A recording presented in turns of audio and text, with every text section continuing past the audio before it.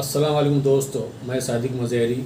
मैं आज मुफ्ती शाहिद साहब के पास आया हूँ क्योंकि मुफ्ती शाहिद साहब ने 27 तारीख को शरद पवार साहब से एक मीटिंग की थी और उस मीटिंग में क्या क्या मुद्दे समाज की तरफ से मुफ्ती शाहिद साहब ने उनके सामने रखे और शरद पवार साहब ने क्या उसका जवाब दिया।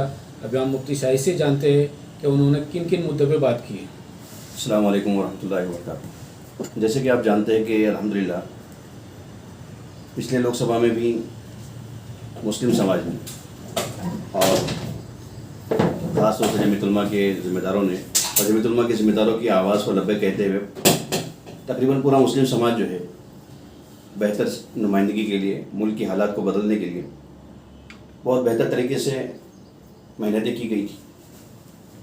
लेकिन हमने देखा कि उस लोकसभा के अंदर पूरे महाराष्ट्र से भी खासदार को सीट नहीं दी गई। उसके बाद में विधान परिषद में भी किसी मुस्लिम मुस्लिम चेहरे को नुमाइंदगी नहीं दी गई। तो एक बेचैनी थी, परेशानी थी। फिर उसके बाद जो मुल्क में मॉब लिंचिंग के हालात चल रहे हैं, बुलडोज़र के मसाइल चल रहे हैं, तो ये सारे मसाइल को लेकर लोगों के सवाल थे कि भाई आप लोगों ने, आपके बोलने पर हम लोगों ने महाविकास अघाड़ी के ज़िम्मेदारों को जिताने में बहुत अहम रोल अदा किया, मेहनत की, हर तरह की कोशिशें की, दुआएं हुई। फिर उसके बाद में जो मसाइल है तो फिर ये लोग इस पर आवाज़ क्यों नहीं उठाते। इन्हीं चंद मसाइल को लेकर हमारे जनाब शरद चंद्र पवार साहब से, जो कि महाविकास अघाड़ी के एक अहम रुकन ज़िम्मेदार है, कल हमारा एक प्रोग्राम हुआ है महाराष्ट्र मुस्लिम कॉन्फ्रेंस के नाम से, जिससे अल्हम्दुलिल्लाह पूरे महाराष्ट्र भर से लोग, ज़िम्मेदार किस्म के लोग वहाँ पर पहुँचे थे। 500-700 लोगों का मजमा था और पूरे मजमे के सामने जो मुस्लिम मसाइल थे उनको हमने बड़ी बेबाकी के साथ में और ज़रूरतमंदाना अंदाज में हमने जनाब शरद चंद्र पवार साहब के सामने रखा। जिसमें पहला मसला यही था कि जो बार बार मुसलमानों के जहनों दिमाग में आता है कि इतनी मेहनत करने के बाद में हमारे जो मुस्लिम चेहरे हैं विधानसभा में या जो है पार्लियामेंट में ज़्यादा क्यों नज़र नहीं आते।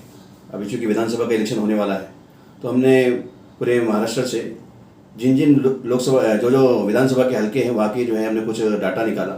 तो तकरीबन हमारे सामने 41 या 43 ऐसे विधानसभा की सीटें सामने आई जहाँ पर मुसलमान बराह रास्त इलेक्शन में असरअंदाज होते हैं।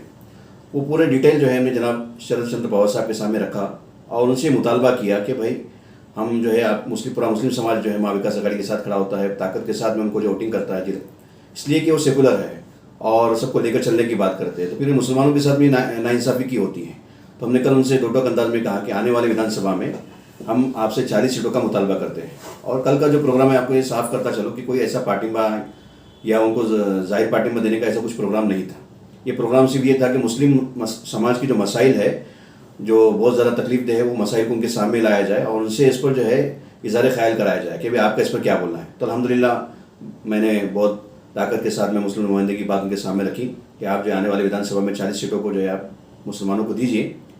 उसके साथ ही साथ जो है वक्फ बिल, जो हम जानते हैं कि मुसलमानों की जो प्रॉपर्टीज़ है इस वक्त में रेलवे और डिफेंस के बाद में करीबन सबसे ज़्यादा जो प्रॉपर्टी है मुसलमानों की वक्फ की प्रॉपर्टी है पूरे मुल्क में, तकरीबन 8 लाख एकड़ ज़मीन बनती है।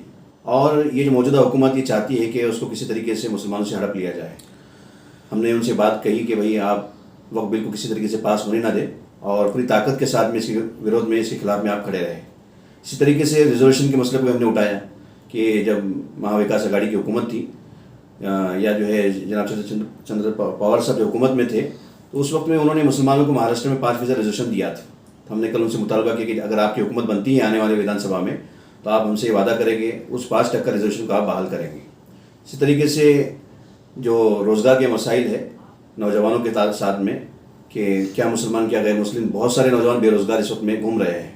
तो हमने उनके सामने बात की जब नौजवानों को रोज़गार नहीं मिलता है तो डिप्रेशन में चले जाते हैं या खुदकुशी कर लेते हैं और बहुत बड़ी तादाद नौजवानों की वो होती है जो नशे के आदी हो जाते हैं। तो ये नशे का जो कारोबार है ख़ासतौर से पूना में स्कूल के बच्चों तक को जो इसमें छोड़ा नहीं जा रहा है। तो ये जो गुजरात की बंदरगाहों से लेकर देश विदेश में जो लोग माफिया है और इसका कारोबार कर रहे हैं, तो ऐसे लोगों को तलाश करके इन पर सख्त कार्रवाई करना चाहिए ताकि जो है नौजवानों को नशे से बचाया जा सके।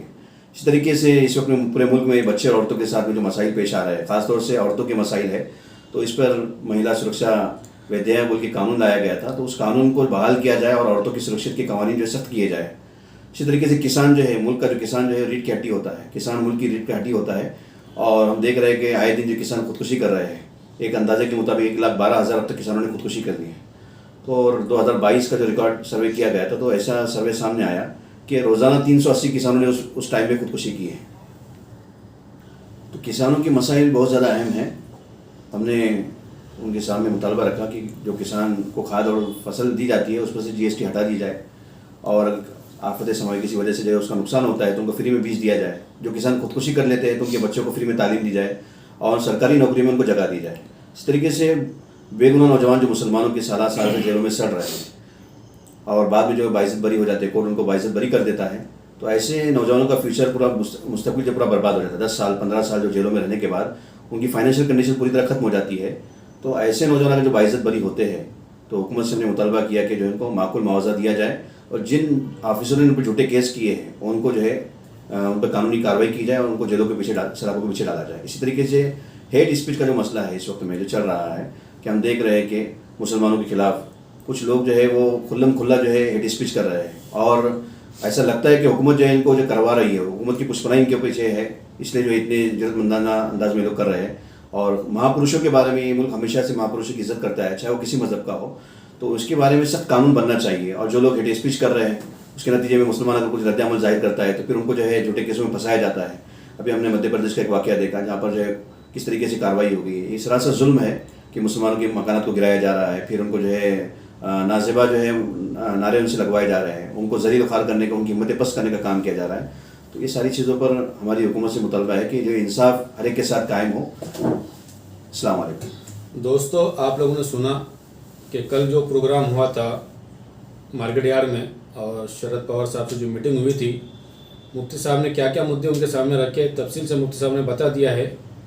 और ऐसे बेबाक लोग हमको चाहिए जो अपनी बाजू जो है तो हिम्मत और ताकत के साथ रखे, किसी के आगे झुके नहीं, दबे नहीं।